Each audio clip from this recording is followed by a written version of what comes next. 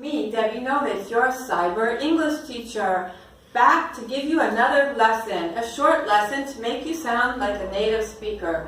Today we're going to talk about to and for. For some reason, most of my students confuse them. They're not sure to use which one, when, where, or why. First of all, to is always used with a verb, and for is always used with a noun or an object. So that's one thing you need to remember. To is used with destination. I will go to Rome. I'm going to India. I'm going to the store. Time, it's 1:45, which is really 1:45. It's 10 to 5. So we use it with time. Distance, it's 240 kilometers to Rosario. It's 500 miles to Chicago. When you want to compare something, I prefer red wine to white wine. Do you? Also, when you have like a motive or a reason and you're using a verb, she brought a cake to share with the class. Okay, so the motive was to share, and it was also the reason why the cake was brought.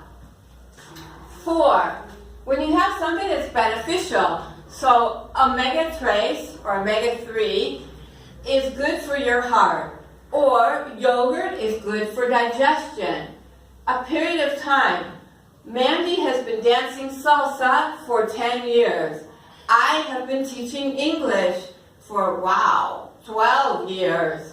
Scheduling. The meeting is scheduled for 2 p.m. So here you need to be careful because we use to for time, but we use for when we're scheduling. If you agree, or if you're going to agree, or even disagree, are you for the new rules? I don't like rules. How about something to help? Can you move those boxes for me? Can you please help me up the stairs? This is difficult for me.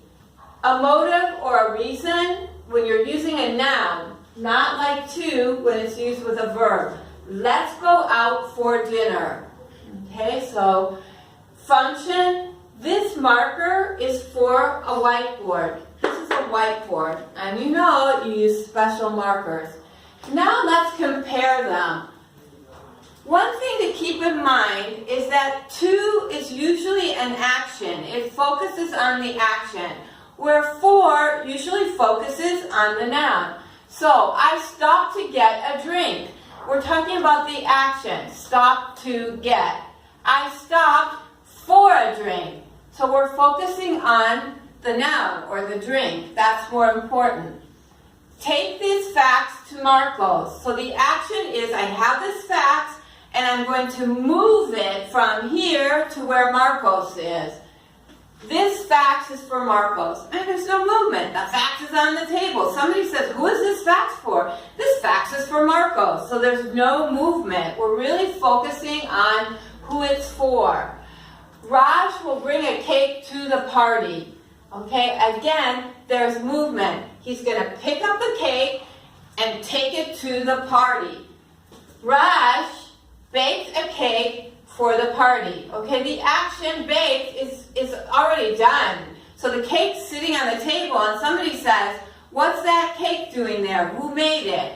Raj baked a cake for the party. So there's no movement. Again, students, to always used with a verb, so think of it where there's movement. For is always used with a noun, and usually there's no movement.